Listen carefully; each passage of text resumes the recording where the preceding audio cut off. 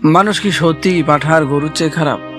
আমরা নিজেদের সৃষ্টির সেরা জীব বা সফল মাখলুকাত বলে দাবি করি, অথচ আমাদের চারপাশের বাস্তব চিত্র সম্পূর্ণই ভিন্ন। আপনারা হয়তো ভাবছেন পশু পাখির তো কোনো জ্ঞান নেই, তাই তারা নিকৃষ্ট, কিন্তু আজ এই ভিডিওতে এমন কিছু বাস্তব ও বৈজ্ঞানিক সত্য জানতে পারবেন যা দেখার পর আপনার এই ভুল ধারণা সম্পূর্ণ ভেঙে যাবে। প্রকৃতি ও পশু পাখির জীবনের একটি অমাঘ নিয়ম বা প্যাটার্ন রয়েছে যা তারা কখনোই অমান্য করে না, অথচ বুদ্ধিমান মানুষ আধুনিকতার নামে এমন কিছু জঘন্য আচরণ করছে যা পশুকেও হার মানায়। মানুষের তৈরি বিশৃঙ্খলা পশুর এক অন্ধকার সত্য আজ উন্মোচিত হবে। পুরো ভিডিওটি সম্পূর্ণ শেষ পর্যন্ত দেখলে আপনি বুঝতে পারবেন কেন আজ মানুষের বিবেক পশুর চেয়েও নিচে নেমে গেছে। একটি পাঠা কিংবা একটি ষাঁড়, এদের সমাজ নেই, ধর্মগ্রন্থ নেই, কোনো আদালত বা আইন কানুন নেই, কিন্তু প্রকৃতির এক অদ্ভুত নিয়ম এদের বাধা। একটি পুরুষ পশু বা মাঠা কখনোই একটি নারী পশুর ইচ্ছার বিরুদ্ধে বা তার শরীরের প্রস্তুতি ছাড়া তার কাছে যায় না, যতক্ষণ না নারী পশুর শরীর থেকে বিশেষ এক ধরনের হরমোনাল সংকেত বা ফোরামেন নিঃসৃত হয়, যতক্ষণ না সে মিলনের জন্য প্রকৃতিগতভাবে প্রস্তুত হয়ে ডাক দেয়, ততক্ষণ পুরুষ পশুটি তার পিঠে ওঠে না। এটি কোনো নৈতিক শিক্ষা নয়, এটি প্রকৃতির তৈরি এক আলঙ্গনীয় শৃঙ্খলা। প্রকৃতি পশুদের একটি নির্দিষ্ট প্রজনন ঋতু বা মিটিং পিরিয়ড দিয়েছে, যার বাইরে তারা কখনোই নিজেদের লালসাকে প্রশ্রয় দেয় না। অথচ আজ মানুষের দিকে তাকিয়ে দেখুন, মানুষ সৃষ্টির সেরা, কারণ তার বিবেক আছে, চেতনা আছে, কিন্তু এই মানুষ যখন সম্পর্ক জড়ায়, বৈবাহিক জীবনে প্রবেশ করে, তখন অনেক সময় অপর প্রান্তের মানুষটির শারীরিক ও মানসিক অবস্থার তোয়াক্কাই করে না। একটি নারীর শরীর কিংবা মন আজ প্রস্তুতি আছে কিনা, তার অনুমতি আছে কিনা, তার কোনো পরোয়া না করেই কেবল নিজের পাশবিক তৃপ্তি মেটানোর জন্য জোরপূর্বক মেলামেশা করা হয়। বিজ্ঞান বলে জোরপূর্বক বা অনিচ্ছাকৃত শারীরিক মিলনের ফলে নারীর মস্তিষ্কে প্রচণ্ড মানসিক আঘাত বা ট্রমা তৈরি হয়, যা তার স্বাভাবিক ভালোবাসার অনুভূতি, মেলামেশার আনন্দ এবং মানসিক তৃপ্তির চিরতরে ধ্বংস করে দেয়। যে মানুষটিকে ভালোবাসার কথা ছিল, সেই মানুষটিকে তখন হয়ে ওঠে আতঙ্কের কারণ। তাহলে চিন্তা করে দেখুন, যে পশু প্রকৃতির নিয়ম মেনে অপর পক্ষের সম্মতির অপেক্ষা করে, তার চেয়ে কি সেই মানুষটি নিকৃষ্ট নয়, যে বিবেক থাকা সত্ত্বেও জোর করে নিজের লালসা চরিতার্থ করে? পশুদের এই আচরণ কেবল কোনো কাকতালীয় ঘটনা নয়, এর পিছনে গভীর জীববিজ্ঞান ও প্রাকৃতিক কারণ রয়েছে। জীববিজ্ঞান অনুযায়ী স্তন্যপায়ী প্রাণীদের মধ্যে মিলন কেবল অন্যদের জন্য নয়, তা মূলত বংশবৃদ্ধির একটি প্রাকৃতিক দায়িত্ব। গাভী বা ছাগলের যখন ডিম্বাশন বা চক্র চলে, ঠিক তখনই তারা মিলনের সংকেত দেয়। এর বাইরে পুরুষ পশুটি হাজার চেষ্টা করলেও নারী পশুটি তাকে কাছে ঘষতে দেয় না, এবং পুরুষ পশুটিও জোর খাটায় না। তারা প্রকৃতির এই নিয়মকে সম্মান করে। কিন্তু মানুষের ক্ষেত্রে কোনো নির্দিষ্ট ঋতু বা চক্রের বাধ্যবাধকতা প্রকৃতি রাখেনি। মানুষকে দেওয়া হয়েছে স্বাধীন ইচ্ছা ও নিয়ন্ত্রণ ক্ষমতা।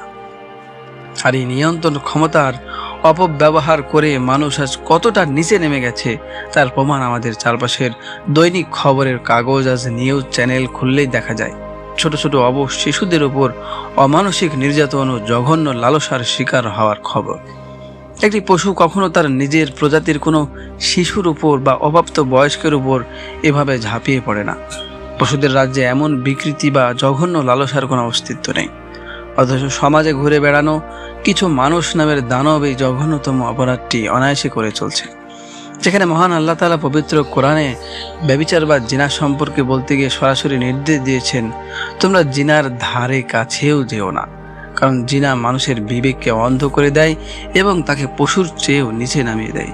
এ ধরনের নিকৃষ্ট মানসিকতার মানুষের পশুর সাথে তুলনা করলে পশুদেরও অপমান করা হয়, কারণ পশুরা অন্তত এই স্তরের বিকৃতি ঘটায় না। ভিডিও এ পর্যায়ে এসে আপনাদের হয়তো ভাবছেন, মানুষের এই পতনের শেষ কোথায়, কিংবা এর সমাধান বা কী? একটু পরেই আমি আপনাদের সাথে এমন একটি বাস্তব ঘটনা ও বৈজ্ঞানিক সত্য শেয়ার করব যা আপনার চিন্তার জগৎকে সম্পূর্ণ বদলে দেবে। তাই ভিডিওর বাকি অংশটি অত্যন্ত মনোযোগ দিয়ে দেখুন। আসুন বিষয়টি আরও গভীরভাবে বোঝার জন্য বিজ্ঞানের একটি চমৎকার উদাহরণ দেখি। জীববিজ্ঞানে একটি তত্ত্ব আছে যাকে বলা হয় বায়োলজিক্যাল অল্ট্রোজেম, যা জৈবিক পদার্থ বা প্রাকৃতিক শৃঙ্খলা। বন্যপ্রাণী গবেষকরা লক্ষ্য করেছেন, গভীর জঙ্গলে যখন কোনো সিংহ বা নেকড়ে দলবদ্ধভাবে থাকে, তখনও তারা মিলনের ক্ষেত্রে নির্দিষ্ট সামাজিক ও প্রাকৃতিক নিয়ম মেনে চলে। কোনো পুরুষ সিংহ জোর করে অন্য কোনো অনিচ্ছুক সিংহের সাথে মেলামেশা করতে পারে না। প্রকৃতিতে জোরপূর্বক শারীরিক সম্পর্ক বা ফোর্সড মিটিং অত্যন্ত বিরল, এবং তা কেবল তখনই ঘটে যখন কোনো প্রজাতির অস্তিত্ব সংকটে পড়ে। কিন্তু মানুষের সমাজে যেখানে কোনো অস্তিত্বের সংকট নেই, প্রচুর সম্পদ ও জ্ঞান রয়েছে, সেখানে কেবল বিকৃত মানসিকতার কারণেই এই ধরনের ঘটনা ঘটছে। মানুষ তার লালসাকে নিয়ন্ত্রণ করার ক্ষমতা হারিয়ে ফেলেছে, যা তাকে পশুর স্তরের নিচে নামিয়ে দিয়েছে। এবার আপনাকে একটি বিশেষ ঘটনা বলি, যা আমাদের এই সমাজেরই এক নির্মম বাস্তবতাকে ফুটিয়ে তোলে। এক বিখ্যাত সমাজবিজ্ঞান একবার একটি পরীক্ষা করেছিলেন। তিনি একটি গ্রামে গিয়ে খামারির জীবনযাত্রার পর্ব পর্যবেক্ষণ করেছিলেন। সেই খামারির গোয়ালে একটি শক্তিশালী ষাঁড় এবং কয়েকটি গাভী ছিল। খামারি লক্ষ্য করলেন, একটি নির্দিষ্ট গাভী অসুস্থ থাকার কারণে শান্ত হয়ে এক কোনায় বসেছিল। ষাঁড়টি তার বিশাল শরীর নিয়ে পুরো গোয়ালে ঘুরে বেড়ালেও সেই অসুস্থ গাভীটির কাছে একবারের জন্য যায়নি বা তাকে বিরক্তও করেনি, কারণ প্রকৃতি তাকে শিখিয়েছে অপরপক্ষ যখন দুর্বল বা প্রস্তুত নয়, তখন তাকে স্পর্শ করতে নেই। ঠিক একই সময় সেই খামারের প্রতিবেশী এক ব্যক্তি, যে সমাজ অত্যন্ত ভদ্র ও শিক্ষিত বলে পরিচিত ছিল, তার স্ত্রী প্রচণ্ড জ্বর আক্রান্ত থাকা সত্ত্বেও কেবল নিজের শারীরিক চাহিদা মেটানোর জন্য তাকে বাধ্য করলো। সে নারীটা যন্ত্রণায় কাঁদছিল, কিন্তু সমাজের তৈরি নিয়মেই দোহাই দিয়ে তার উপর মানসিক ও শারীরিক নির্যাতন চালানো হলো। এই ঘটনাটি দেখার পর ওই সমাজবিজ্ঞান ডায়েরিতে লিখেছিলেন, আমি আজ খামারের পশুর মধ্যে যে ভদ্রতা এবং প্রাকৃতিক ন্যায়বোধ দেখলাম, তা সমাজ স্বীকৃত সৃষ্টির সেরা মানুষের মধ্যে খুঁজে পেলাম না।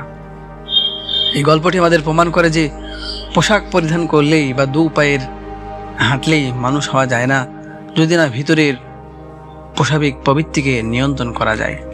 তাহলে আজ এই পুরো আলোচনা থেকে আমরা যে শিখলাম, এই ভিডিও তৈরি করার মূল উদ্দেশ্য কাউকে ছোট করে নয়, বরং আমাদের হারিয়ে যাওয়া বিবেককে পুনরায় জাগিয়ে তোলে। আমরা এই ভিডিও থেকে 3টি অত্যন্ত গুরুত্বপূর্ণ শিক্ষা পাই। 1 নম্বরে, পারস্পরিক শ্রদ্ধা ও সম্মতি। বৈবাহিক বা যে কোনো সম্পর্কে শারীরিক মেলামেশা কেবল একটি শারীরিক প্রক্রিয়া নয়, এটি দুটি মনের মিলন। অপর প্রান্তের মানুষটির মানসিক ও শারীরিক অবস্থাকে সম্মান করা এবং তার সম্মতিকে সর্বোচ্চ প্রাধান্য দেওয়া প্রতিটি প্রকৃত মানুষের দায়িত্ব। জোর করে কখনো ভালোবাসা বা তৃপ্তি কখনোই কিন্তু পাওয়া যায় না।